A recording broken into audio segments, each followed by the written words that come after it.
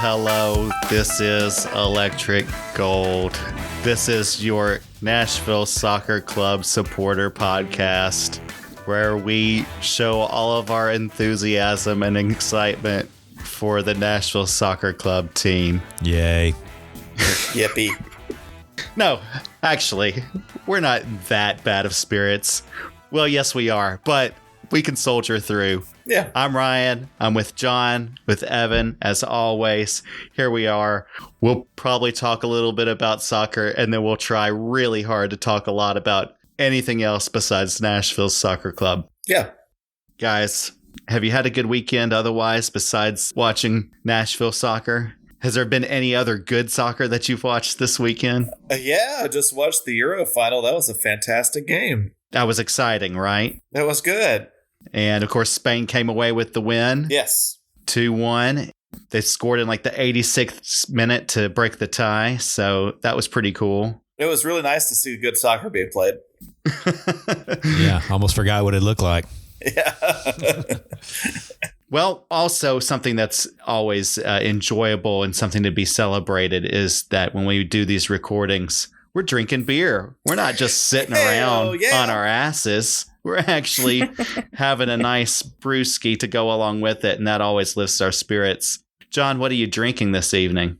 This evening, I am drinking a Gosa-style ale from the Marble Fox Brewing Company here in Nashville, Tennessee. This one, it's got kind of a passion fruit taste to it. And if you know Gosa-style ales, there's a little bit of saltiness, salinity to it that kind of matches a sour taste. They're perfect for when it's like 150 fucking degrees outside.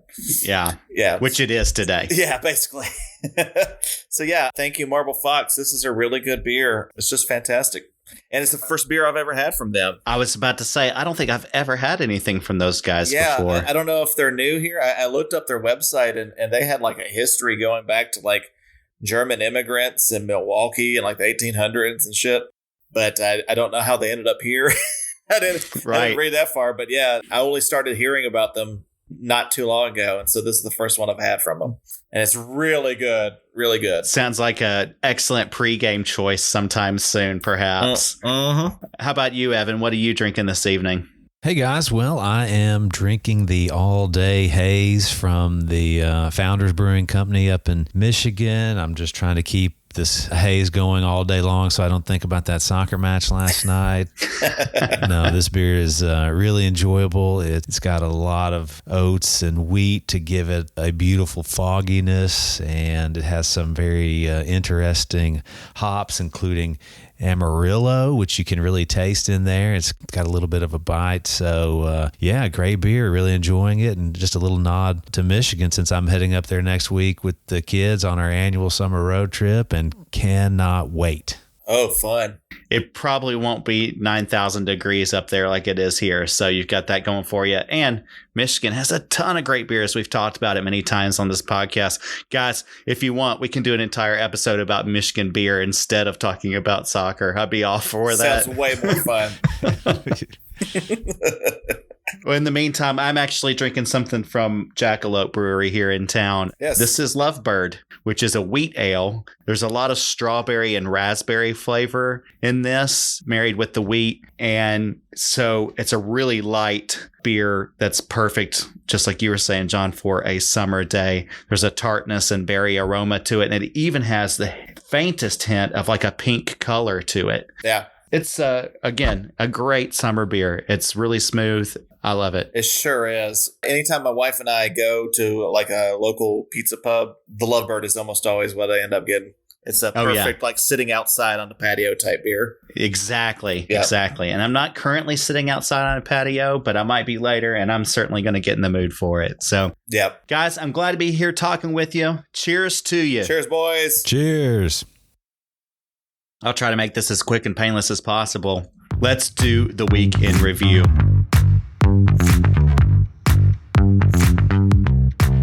The big news around the nation's capital this weekend was, of course, the big face-off between DC United and Nashville SC. Nashville entered the game on a 3-game losing streak, having fallen to Inter Miami, Columbus Crew, and the Portland Timbers all in the previous week. Despite this dry spell, the boys in gold still maintained the 8th position in the Eastern Conference, firmly in the playoff mix. Meanwhile, DC United had not won in their last 11 games, having lost in 8 of those games. Their last win came in early May, and the team had fallen all the way to last in the Eastern Conference. Nashville's captain and leading defender Walker Zimmerman was unavailable for the match as he departed to join the U.S. Olympic team in Paris. And despite playing with some energy in the past couple of games, rookie Forster Ajago was relegated back to the bench in favor of veteran Teal Bunbury in the striker position. Both teams had opportunities early, but it was Nashville who struck first. A long Dan Lovitz throw-in found its way to Bunbury, who headed the ball across the goalie box where Tyler Boyd struck a mid-air right-footed shot into the goal for the score, his second of the season. Despite some not-so-reassuring defensive play throughout the rest of the first half, Nashville entered halftime with the 1-0 lead. However, the tide would turn in the second half in a very familiar way. Much like the Portland game, Nashville's sloppy defense allowed for a succession of goals from the opposition, with Christian Dahomey the responsible attacker on both goals for DC. The first came in the 51st minute off of a DC corner kick that was headed into the box in front of Joe Willis, but Dahomey was there to quickly deflect the ball into the goal. Just a few minutes later, the DC offense carved up the Nashville defense with a number of crisp passes down and across the field, finally finding Dahomey just outside the top of the box where he struck a winner from distance. His brace proved to be the difference in the game, giving DC their first win since early May, and Nashville its 4th loss in a row. Nashville has now slid back to 9th place in the East with a record of 6 wins, 9 losses, and 8 draws, and a goal differential of -7. Fellas, it's been a depressing last couple of weeks, starting back with that game versus Inter Miami, where they did not have Leo Messi or Suarez, but they still beat us like a drum. We lost again. Following that to, who did we lose to after that? Dude, I can't even remember anymore. I just said it. It was just in the weekend review. Columbus. That was the game that was stolen away from us. And then, and then Portland. Yeah, we got embarrassed in Portland where they scored like 4 goals in 15 minutes. And I was sure we were headed down that same path with DC because of how close together their 2 scores were. Those first 3 games were against decent teams, top tier teams, playoff teams. This was against the last place team. And we've done this before because we played New England earlier in the year when they were in last place. And we also lost 2-1. We played San Jose, who was last place in Western Conference. And what happened in that game? Do you remember? It was a tie at home, which is basically a loss. Exactly. Mm-hmm. Yeah. Disappointing performances against teams that we should be better than, even when we are missing a key player like Zimmerman.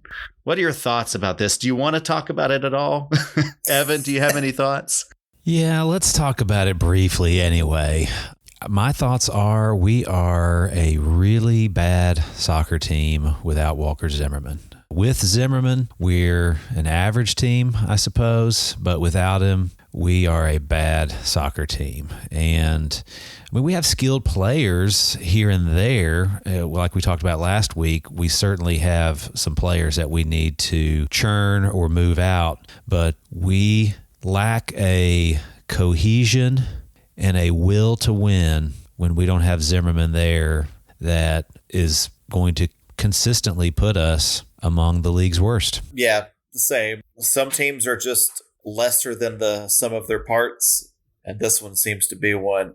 Like, I mean, if you look at it on paper, we should be pretty good, but paper doesn't always bear out in reality. And yeah, without Zimmerman, we probably might be the worst team in the league, maybe. Wow. I mean, I don't know. There's not a connection going forward. There's not a connection on the basics at the back. We used to be able to, play up to our opponent, and that has kind of slipped away. And now we're bad against good teams. We're bad against bad teams. Walker's our only hope. And even that, I think if Walker played every game this year, we'd maybe be 6th or 7th in the East, tops. Which is about where every MLS expert picked at the start of the year. I don't think anybody picked us to make the playoffs. No. But for some reason, Mike Jacobs seemed to think this was a really good squad. Would we have won this game against DC if Walker Zimmerman had played? I think so. We've got some guys who are playing pretty well right now. Tyler Boyd playing very well. Drew Yearwood playing well. Yeah. And I think against a team as poor as DC, and Joe Willis. Joe Willis playing very well. Yeah. Yeah. So against a team like DC, with Zimmerman there to anchor the defense, give us an extra and big threat on set pieces and whatnot, I think we get past DC. But, I mean, without him present and without Hani Mukhtar playing decently, he's not even playing decently. He's playing poorly. Yeah. No hope. Is this the podcast, the Nashville SC podcast, that starts the get rid of Hani movement? Because I feel really justified in my super hot take from last week. His play blew in this game. He was really bad last night. If we do, we're going to get a lot of hate. We're going to have to walk through the fire, boys. I hope you're with me. Are you going first? You go first, Ryan. I'll lead the way. Yeah. Are we going to be happy about getting rid of the guy that we should have a statue of? Because he's probably the guy that got Geodis Park built. It's probably the best move, though, if you look at it logically. We're without strategy right now, and I think that the game last night came down to defense, not offense. It wasn't Hani's fault that we lost, but he certainly didn't provide any good opportunities for us, or very little anyway. He's not currently taking the team on his shoulders the way he was in 2021 and 22. That's right. Yeah. And, that may be impossible for anybody to do for that length of time unless you're just a supernatural talent. I think Evan was right earlier this season when he said the best days of Hani are behind us. And yeah, we can continue to roll him out there and celebrate what used to be if you want. But if you want success in the future, I think we got to start building around some other folks and start thinking about what our strategy and that sort of thing is going to be going forward. Right now, if it's all focused around Hani, well, that's a bad move because he can't keep possession. He's getting double teamed, and I don't know. It's just not working. So Patrick Yazbek, come save us. Yeah, that's right. I mean, would he play that position perhaps? Or? Oh, no. I think he plays... He's a midfielder, right? Look, I am not an expert on the Norwegian Eliteserien. Let's get that out of the way. Mm-hmm. So there's one thing. There's one thing I'm not an expert on. From what I've read, he is kind of a deep-lying glue type midfielder. A Dax McCarty type, right? Yes, exactly. We could use that too. We definitely need that. Yeah. And maybe that would take some of the pressure off of Hani. That's a lot to put on the shoulders of a 21-year-old guy who's out of the Norwegian league, which I got to tell you is not the highest caliber of soccer in the world. Right. Well, I think we need to get younger, and we need to pay our team less because we're one of the highest paid teams right now in the league and don't have much to show for it. We're the fourth highest. Oh, wow. Yeah. We don't roll out the fourth best roster in the league at this point. So it's time to start taking a look at jettisoning. That's a hard word to say. That's a great word. Jettisoning some of these older players in favor of some youth who we can develop, and hopefully they rise up together, build some continuity, some chemistry with one another under this new coach who's coming. And in a few years, maybe we have something worth cheering about. If nothing else, it's fun and exciting to cheer for young players who are developing and they show some signs of creativity and some exciting play versus watching older players just get worse and worse over time. Decline. Just be in decline. I would prefer the former, even if we're going to be poor anyway and be and out of the playoffs anyway. Let's at least enjoy it with some people who play fast and free spirited. We'll enjoy it. But will 30,000 other Nashvillians enjoy it? That's a good question. I don't know. That's where we've got to also improve our in-game experience that we've been talking about all season. We've got to get better chants. We've got to make the stadium a more fun day experience, Make it a Nashville party. Yeah, exactly. That's kind of faded a little bit. We need to put a lot of focus on that too. Oh, we got criticisms going all around, don't we? Yeah, we do. We are dour. We're some dour dudes. Let's lift it up. Okay. Man, I know you guys watched the Euros final. Yeah. I watched another sporting event today, the men's Wimbledon final between Carlos Alcaraz and Novak Djokovic. And Alcaraz is a young guy, 21. Yep. And he's won the U.S. Open a couple years ago. Last year, he won Wimbledon. This year, he's won the French Open already. And I just think he's coming on. He's already been ranked first in the world before once, but now he's third. Yeah. But he faced off against Djokovic, who is, of course, one of the best players of the last 20, 30 years. And he beat him in straight sets. It was a passing of the torch moment, in my opinion, and I really enjoyed watching that go down. I love the 4 Grand Slam tournaments of tennis. They're so much fun. French Open's my favorite, but yeah, it was a lot of fun. I'm sure you guys are like, I didn't see 1 second of that. I watched quite a little of Wimbledon. Young Spaniards, are they taking over the world? What a day for Spain. I think so. They won Wimbledon. They won the Euros. What else? Well, they won the Women's World Cup last year. Oh, yeah. Yeah. The 2 young Spaniards on the football team that won today in the Euros. Man, Nico Williams for one. Man. And good God almighty, Lamine Yamal. That dude, I mentioned him last week. He sets my heart on fire. That dude is awesome. I think he just turned 17 like a few days ago. And he already, I did watch quite a bit of Barcelona this year. He was by far the best player on the team as a 16-year-old. Is that his club that he plays for, Barcelona? Yeah. Currently, there's rumors that PSG are about to spend all of that Mbappe money on him. And it might be a steal at this point because that dude plays at 16 the way Messi was playing at 21. Oh, boy. He's left-footed. He plays on that right wing. He cuts in. His through balls are just incredible. He's so smart. And if you think about it, if he plays till he's 38, like Ronaldo or Messi have, he'll be playing at the 2046 World Cup. Wow. My goodness. Yeah. Can you think about that? No. We're going to be living with this dude for a while if, all things go as they should. Right. Nice. Wow.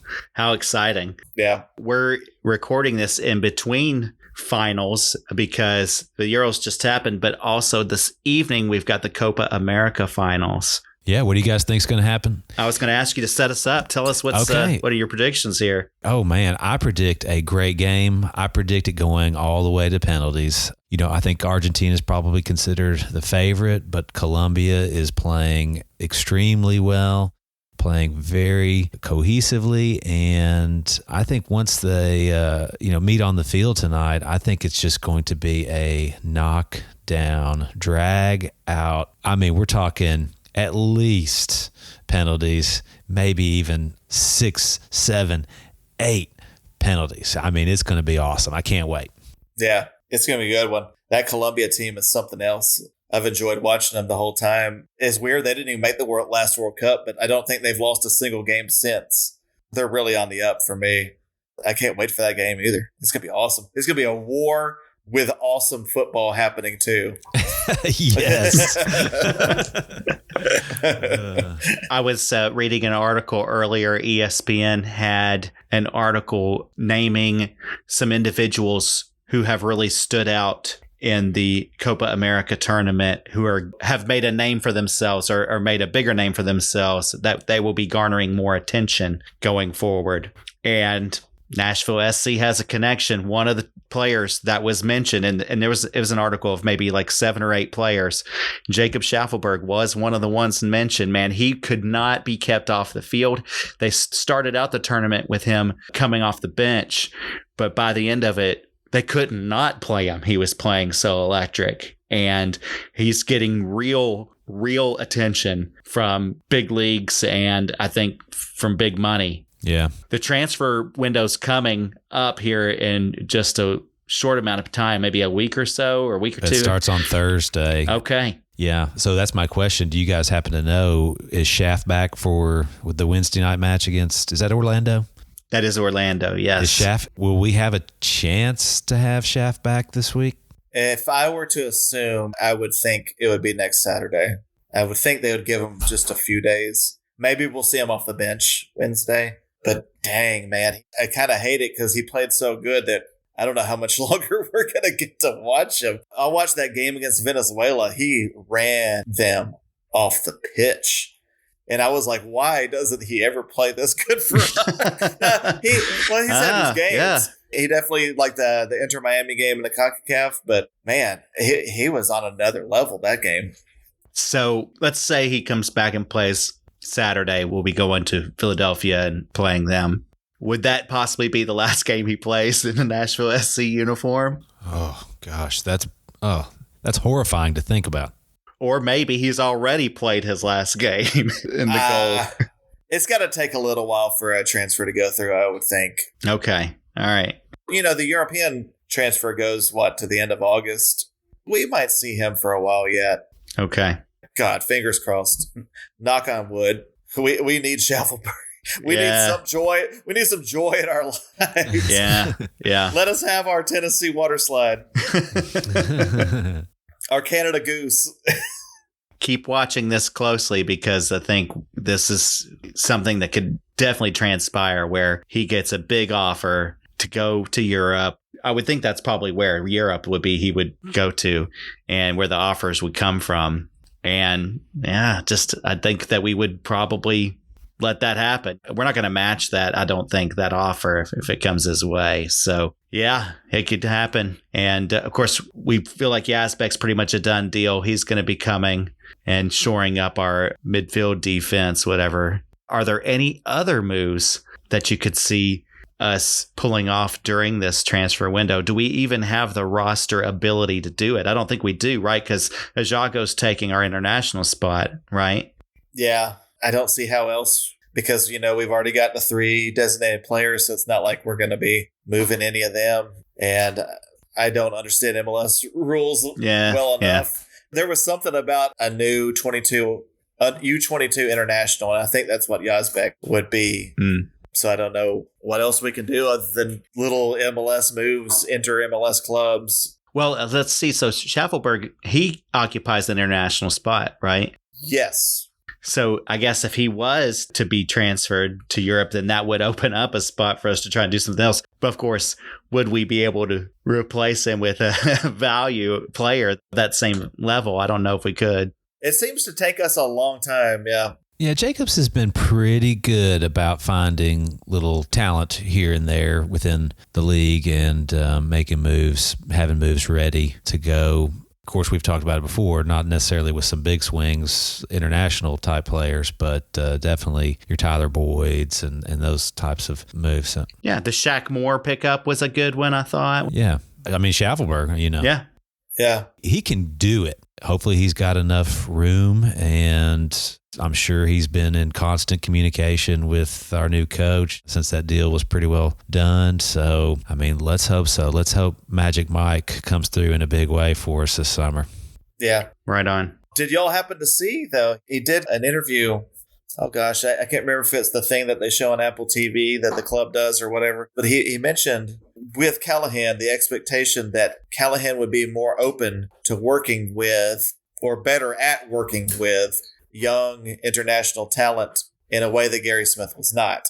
Kind of struck me as interesting because maybe we are looking at something like that because he kind of mentioned we had Akiloba obviously not work out. Pinheiro was another guy that we had. We played him like 10 minutes and Gary Smith didn't like him. And he clearly had a little bit of talent. And Cadiz, Jonder Cadiz would be another instance where he was a designated player. Gary didn't like him. And he's gone on to bigger and better things. He was one of the top scorers in the Portuguese league this year, which is not a bad league at all. And then he was playing well at Copa America as well. Maybe that's why we're looking. Maybe that's why BJ was brought in. Maybe that's why the discussions went on that would be kind of a change, that we'd be more open to working with international talent like that. But again, this is all conjecture. Yeah, speculation. But you mentioned it last week that the hiring of Callahan is interesting because he is known for developing young talent. So that seems like the arrows are pointing in that direction. And you're right, man. Gary Smith was incredibly inflexible. He had a system and a way that he wanted to do things. And regardless of the outcome, he would keep with that same approach. I mean, it took forever for him to make Schaffelberg a starter. Yeah. He wanted him to come off the bench and play 20 minutes a game for all season. You know, I know. Last year it was so frustrating. I felt like he should have been playing way more. So he definitely held back some of that development. He relied on the veterans, and some of the signings like the Sean Davises and that sort of thing reflected Gary's values. And yeah, moving forward, we're probably going to be recruiting some more younger players as a result. So that's exciting. That's something to look forward to. Woo-hoo! We finally found the silver lining. We did it, guys. We did it. It took us a lot of time. We're 30 minutes in and we got there. Yes, we got it. Shut it down. We found it. All right. Do we do all hell yeah? Do you guys have an all hell yeah moment? Not really. I kind of ad-lib. All right, we'll try it. Okay, this is all hell yeah.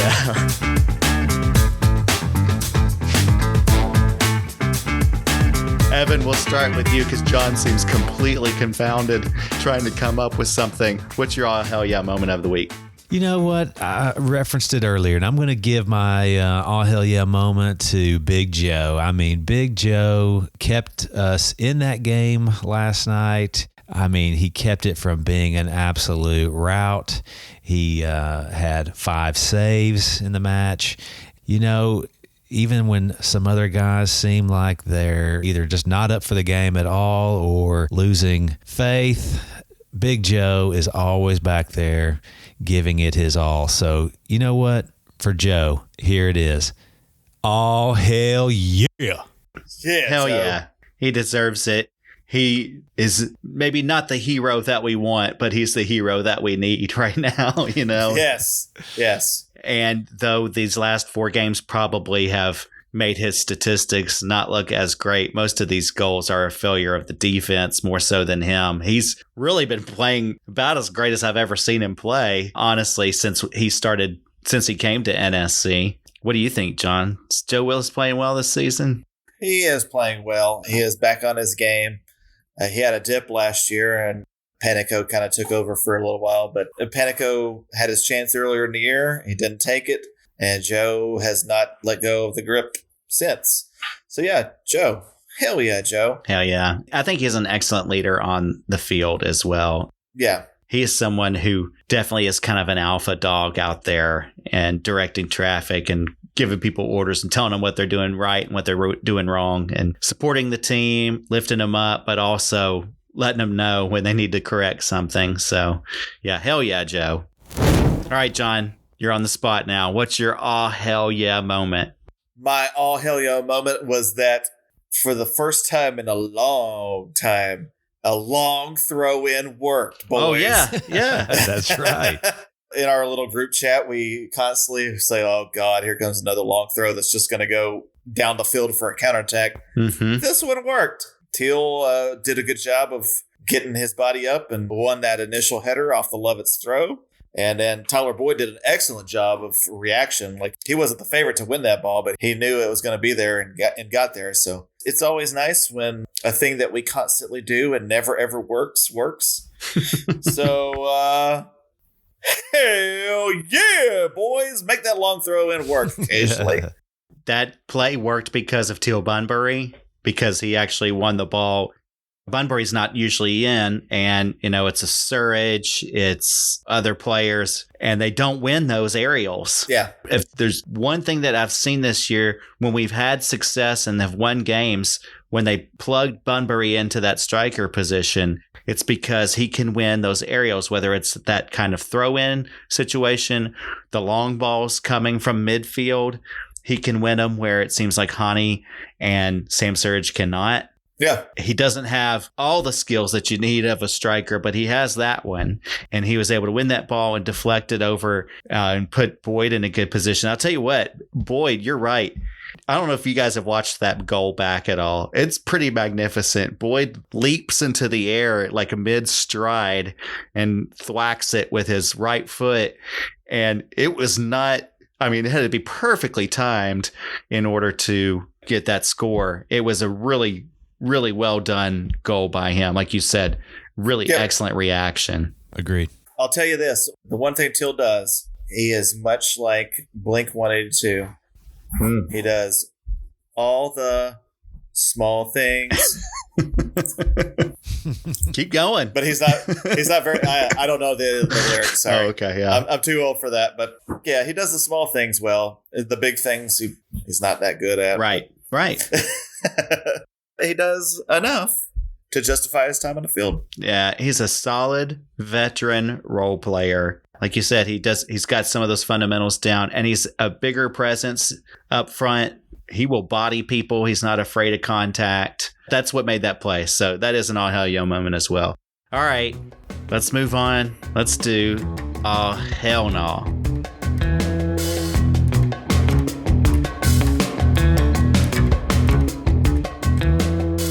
And John, we will stick with you for this one. What's your oh hell no moment this week? I feel like I have said this about 6 times this season, and I hate saying it because it makes me sound like my least favorite dude in the entirety of soccer, but it's set pieces. Mm-hmm. At set piece, we just talked about small things with Teal Bunbury. The defense, the small things on defense are clear your corner kicks, clear your set pieces. At least do that. And we didn't. That first goal was off a corner kick, an easy routine. I didn't even go back and watch who it was. I think it might have been Jack. It was him, and it was... I know Surge was back there, too. Yeah, they were all just staring at it. They were just watching DC players. They weren't taking any action. They were playing way off of them, too. They were giving them tons of space on the top of the box there. It was like they were playing way too far in, close to the goal, and it gave DC plenty of space to set something up. It sucked. So you know who my bitching about set pieces sounds like? It's fucking Alexi Lalas. Oh, I hate Alexi Lalas, man. I would choke that dude out if I was in front of him. I mean, set pieces, set pieces, set pieces. That's his catchphrase. Set pieces, set pieces, set pieces. And I hate sounding like him, but in this case, it's our bad point. And it makes me say, oh, hell no, don't make me sound like Alexi Lalas. Fucking work on your set pieces. I have to pause right here and ask, why do you hate Alexi Lalas so much? I want to dig into this deeper and understand it. So Fox has him on every tournament, the Euros, the Copa America, the World Cup, all the time. And he constantly says dumb shit that is retrograde in like soccer. Okay, so like a thing that he constantly badmouths in particular is when teams kind of play it out of the back. He's like, oh, you shouldn't be playing out of the back. Because like anytime, one mistake happens and a goal happens, he's like, oh, it's because they're playing it out of the back. Spain, who just won every single game at the Euros, constantly plays it out of the back. He never mentions when it actually works. And the reason it works is because if you can have defenders that can pass the ball between each other at the back, the other team has to press forward to try to win the ball, and then you play it over the top, and then you have open space, and then it works. And Alexi Lalas never mentions that. He only talks about, don't play it out of the back, kick the ball down the field. Well, that makes soccer unwatchable. I love the Alexi Lalas voice, by the way. Yeah, you sound just like so right on. I noticed my boy Daniel Sturridge, former Liverpool legend, he was on the commentary team. I can't remember what Lalas said, but Lalas was talking at the desk, and Sturridge just made this face like, who the fuck is this guy? Why is he talking? Like, why do you have him on? And it's just because he's the one American that everybody knows about and associates with soccer. Because he had crazy red hair when he was a player. That's the only reason he keeps getting hired. People, just next time you see Alexi Lalas on the screen, just turn the sound down. You got a mute button. And then turn this podcast on instead, where we never say anything stupid about soccer. Not once. Evan, what's your all hell no moment this week? Yeah, I think everything I say about soccer is retrograde, John. So I don't know. Don't choke me out, though, buddy. Okay, so no promises. My moment occurred this week when I attempted and failed to kidnap Walker Zimmerman. I decided not to involve you guys because I didn't want to take you down with me. Thank you. That is sweet. Yeah, you're welcome. But so, this week I hid in the shrubs outside of his home on the day that he was departing. And I had my burlap sack and I had my roll of duct tape and I was ready to do this. So he was coming out and getting in the car with his bags all packed and everything. And I started to creep up behind him and stepped on a twig. And sure enough, he heard me. Oh. Yeah, he turned around. He looked me up and down, scoffed, and then just slowly and casually got in the car and drove off to the airport. And so as he was driving away, I knew that I wouldn't see him on the pitch for us for several weeks. And I just said through my sorrowful tears, "Oh, hell no." I love that he was so not intimidated by you that he just took one look at you and scoffed. He's like, I don't need to call the police. Yeah, he could not have been less intimidated, actually.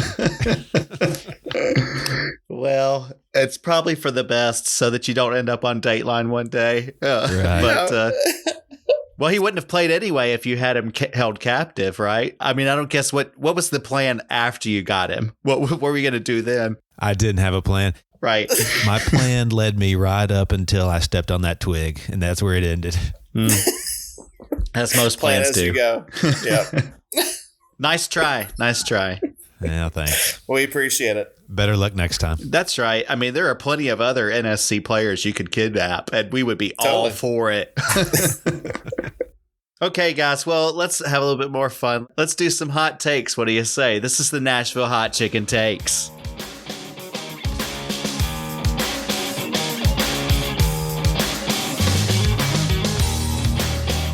Do you even have one? Yeah, I've got one. Okay, hit it. I've been watching the Euros. It's been awesome kind of in the stands because Germany is right in the middle of Europe. And so like Albanians and Swiss and Danish and Turks and Romanians can all come easily, all travel to Germany, and they all, travel by bus or whatever. And it makes for awesome atmosphere in the stands. Wouldn't it be cool if like we had, 50 different countries that were participating in a tournament that was just America? What if Oregon was playing Kansas in a soccer tournament? Wouldn't that be cool? I mean, college soccer is this, right? Also, yeah, let's do more division. That's really what this country needs, is to divide further. I'm sorry, I don't mean to pick apart your hot take. Keep going. What made me think about it was last week when we were playing Portland. And it was 9:30 at night start time. Yeah. I was like, why is Oregon in the same country as me? Yeah. Like, that should be a different country, and they should have their own league over there. You're probably not the only Tennessean thinking that for a lot of different reasons. Possibly. Yeah, I definitely think maybe regional teams, maybe not 50 different teams. Yeah. But we could break up into like 6 or 8 different teams. I mean, how cool would like Delaware be if Delaware had to play Texas? Everybody would kind of cheer on Delaware. Who has ever said, how cool would Delaware be? Let's move on. Evan, what's your hot take? Yeah. Let's get right to it. My hot take is that John should be suspended from hot takes for the next 2 podcasts. How about that? There's a two podcast ban from hot takes. Yeah. You've been given the red card. Yes. I can't argue. I'll just walk off and take my shower. All right. Well, I guess that was spicy enough. Spicy enough for all of us. Well done. Hot takes over. Guys, we're obviously at a point in this season and with this team where we're pretty down. Our spirits are probably about as low as they've been all season. And they were low earlier this season, certainly first third of the season before Zimmerman got on the field when he was still injured. The team was just falling down the standings. I think we got to maybe next to last at one point. But I still feel like we're in a worse place mentally and emotionally right now than we were then, because this is only the second time in the team's history that we've lost 4 games in a row. The other time was last season when we went through a similar drought. And losing to the team that is in last place, that had not won since early May, that really, was just another knife in the stomach or in the gut. So I thought it might be worthwhile to drown our sorrows, not just with our beers, but find some solace in music. We're all music lovers, right? Oh, yeah. Often you can find that glimmer of hope or that reason to keep going in music. Music can be a very powerful tool. So I wanted to ask you guys, is there any music that you're turning to in this moment of despair to help lift you up, to help you to soldier through these tough times? Evan, do you have any choices? Oh, Ryan, I absolutely do. So probably my favorite active rock and roll band right now is the War on Drugs. I love this band. I love the sound. I love the vibe. And the older I get, the less I listen to just straight up sad songs, like you said. You want that sad song to have that glimmer of hope, right? You know what I mean? And nobody does it better than the War on Drugs. And so I'm going to give you a 4-song micro playlist by the War on Drugs. Wow. That currently describes my NSC fandom experience and may help others get through this low point in the club's history. And here it goes. Are you ready? Yes. Go for it. Here are the songs. Pain. Second song, Suffering. Third song, Red Eyes. Fourth song, Holding On. This is what you have to do during these low points, guys. You have to feel the pain. You have to suffer. You have to cry your eyes out, but you have to hold on. And nobody can guide you through this process better than the War on Drugs. Wow. Love it. Wow. So we're definitely going to be adding these songs to our Spotify playlist after this podcast. And yeah, I'm anxious to check those out and see if I can get some solace to help these wounds that I've been inflicted with over the past couple of weeks. The titles alone really speak to me. Yes.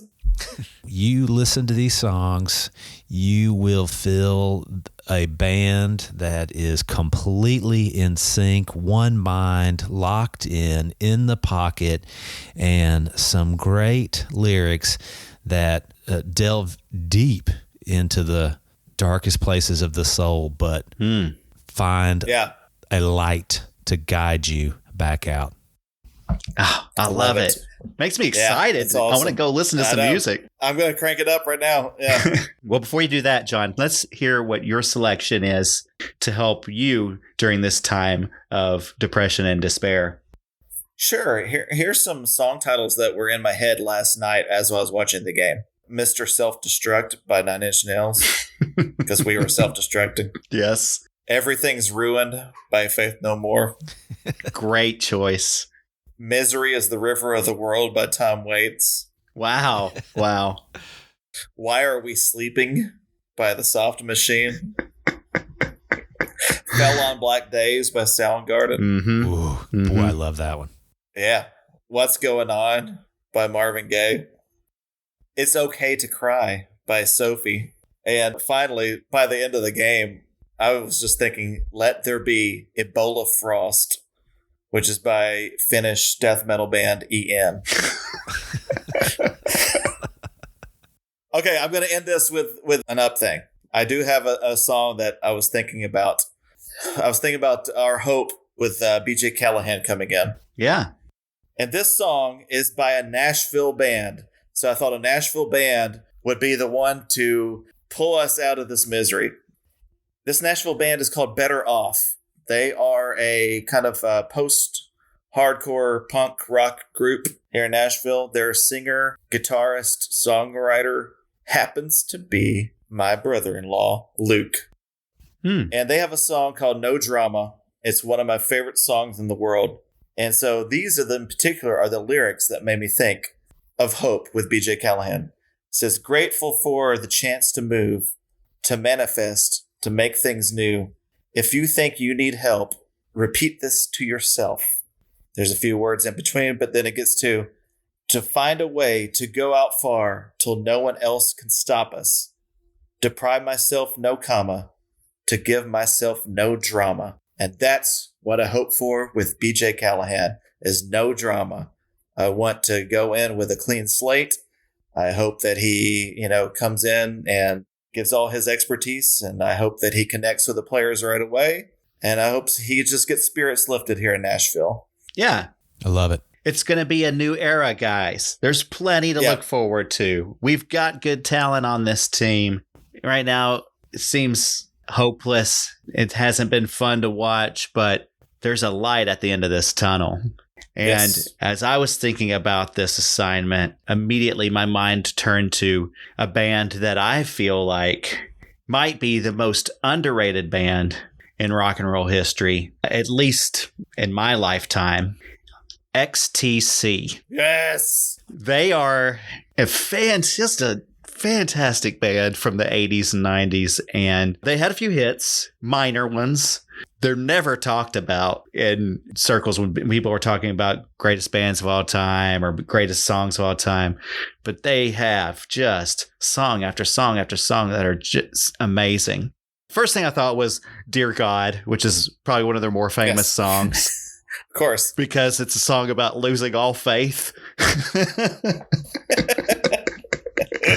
Yeah. But I turned to a lesser known song, actually, that they came out with in 1992 called The Disappointed. It is a fantastic song, guys. And I'm not sure if you guys know this about me, but I actually have a real strong affinity for old Beach Boys music. The harmonies are just fantastic. Of course, Pet Sounds, one of the greatest albums of all time. And in this song, The Disappointed, they play on that, and you hear these melodies and harmonies that they're singing. It has that kind of Beach Boy harmony sound, but then it's got the XTC new wave music that it's going along with. So it's very beautiful, even though it's singing about, really sad stuff. And if you'll just indulge me, I'll read a few of the lyrics here. The disappointed are growing every second. They blot the sun to black. At the bottom of the pack, I'm the king of broken hearts. That's one stanza. Yeah. The disappointed are coming in their millions. They're spilling from the bus at a monument to us made of bits of broken heart. And on that heart, that last word of each of these stanzas is where the harmonies take off, like the Beach Boys. Yeah. It's really nice. The disappointed all shuffle around in circles. Their placards look the same with a picture and a name of the ones who broke their hearts. It's all about your heart getting broken, and the music does give you that sense of hope. And anyway, that's my recommendation. I don't have a playlist like you guys did. I just picked the one song out, but there you go. No, I love it. XTC is one of my favorite bands. I think they're underrated, and check them out. If you don't know XTC, you need to learn about them. All right, well done, guys. Well, let's move on. Let's do the week in preview.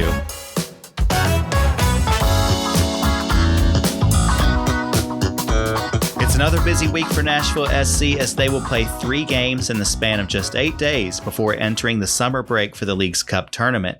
Coming off the loss to DC United last night, Nashville will finally end their horrid road trip and return back to Geodis Park on Wednesday, where they will face Orlando City. Orlando sits in 7th place in the East, just 4 points ahead of Nashville, and they've recently found their groove, having won 3 games straight in July, including a 5-0 drubbing of DC United. Facundo Torres leads Orlando City with 8 goals this season, just one more than their other forward, Duncan McGuire. Nashville hope that some home cooking will help to stifle the Orlando attack and turn around their recent misfortunes. So far this season, Nashville has played the team sitting in the last spot in the Eastern Conference twice, having faced New England when they were in that spot and then DC United just last night. In both cases, Nashville was embarrassed with losses, but they'll get their chance once more when they face Philadelphia on Saturday. Thanks to the aforementioned DC win and a streak of 7 games without a win, Philadelphia now possesses last place in the East. The game will take place in Philly, and though the Union have underperformed this season, Nashville will still need to watch out for Hungarian midfielder Daniel Gazdag, who has scored 11 goals this season so far. After this game, Nashville will adjourn from MLS play for a month to participate in Leagues Cup, the tournament where they shined so much last year. All right, guys, busy week. We just played last night. We got a game on Wednesday, and then we've got another game on Saturday. Do you guys have any thoughts or predictions about what we might encounter over these last couple of games before the summer break? And John, we'll start with you. Yeah, I think Wednesday night, we're playing Orlando at home. We did not have very good luck with them in the playoffs last year. Yeah, I think we're going to break the losing streak, though. I think we'll do an old school NSC 1-0 squeaker. Maybe a Hani Mukhtar penalty. Sure. Maybe we'll play crappy and Joe Willis will save our asses. That's what I feel about that one. Philly, that's a trap game, man. We know they're better than the last place team. They have been the last few years. And I'm scared that they will suddenly catch fire and wake up the way DC United did last night. But in saying that, I'll say we'll win, 6-4. That sounds completely realistic. I think that many teams have gotten their groove back by playing Nashville SC this year, as we mentioned, whether it's been New England or San Jose, DC now. So hopefully we don't let that repeat with Philadelphia. What's your thoughts, Evan? What do you think is going to happen? Yeah, I think if we get Schaff back for Wednesday night, I think we win that match. If we don't, I think we'll just eke out a draw. Saturday night at Philly, I think that's definitely a loss. You can add LAFC, I think, to the mix of those teams you just listed. I don't know if you remember, but they were on this big streak early in the season, and then they just handed us our asses. So I hate to be so pessimistic, but that's what I'm thinking is going to happen. Well, I'm going to make a prediction too, and it's going to be the most exciting week of soccer you've ever seen. 2 draws. Woo! Both 0-0. Oh my gosh. Lovely. As we limp into the break, but there's light at the end of this tunnel. New coach is coming, new player coming. The rejuvenation tour begins with Leagues Cup.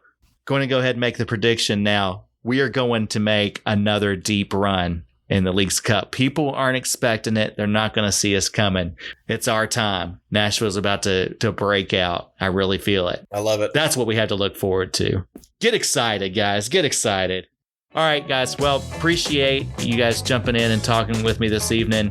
We are getting done with our beers, so it's time to move on. Appreciate everybody listening. It's been, well, I wouldn't say it's been a lot of fun, but it's been fun. Somewhat fun. You can always reach out to us and have a conversation with us online. How can they do that, John? On Twitter and Instagram, we are Electric Gold NSC. We also have a Facebook page. And on any of these social medias, you can always just send a direct message to us and say, hey, what's up? I think you guys are dumb. And I'll probably be the one to respond, you know? Just reach out to us, like us, subscribe to us. I don't even know how that works, but yeah, do it. And if you feel so inclined, give us a 5-star review. It really helps us, I think. I don't know. It makes us feel good at any rate.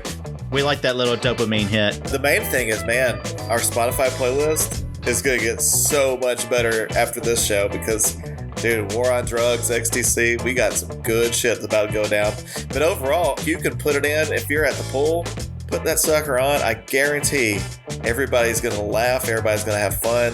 Everybody's going to bang their head. Everybody's going to jam out. It's awesome. There's something for everybody on this playlist. Absolutely. Jay-Z, Snoop Dogg, to the Bluey soundtrack. We got it all. It basically includes all of the music that we've mentioned in any episode of the podcast this season. It's getting quite expansive. I think you could probably be at the pool for several hours and not hear a repeat. You can make a day of it. Terrific. Well, definitely check that out. And of course, we appreciate all the support that folks are giving us, all of the listens that you're giving us. We're enjoying doing this. Even when the team isn't performing as well, it's still a lot of fun. And you know what? Despite it all, we're going to hang in there and we're still going to be NSC fans till our dying day. We're in it to win it. We're there for them no matter what. We're going to keep saying it, and you should too. Come on, you boys in gold. Come on, you boys in gold. You boys in gold.